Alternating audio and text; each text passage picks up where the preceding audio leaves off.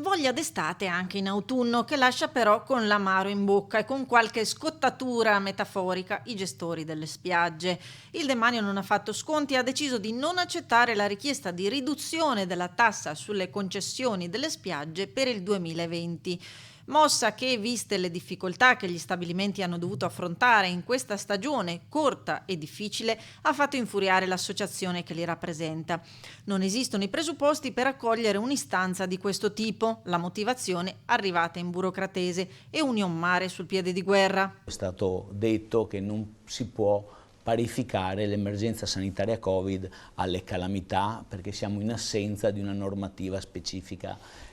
Questa comunicazione è arrivata proprio nei giorni in cui il nostro governo ha esteso il periodo di emergenza, che come ben sappiamo è stato prorogato fino al 31 di gennaio, e quindi riteniamo che questa presa di posizione non solo non vada incontro alle legittime esigenze delle aziende, ma che in qualche modo sia calata un po' dall'alto e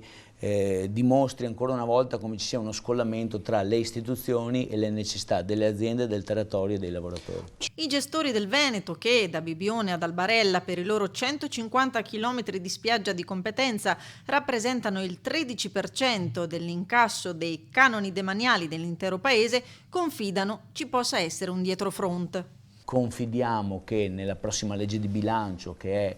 l'ultimo treno da un punto di vista, diciamo, normativo che abbiamo in questa porzione dell'anno, possa essere inserito un emendamento ad hoc che vada a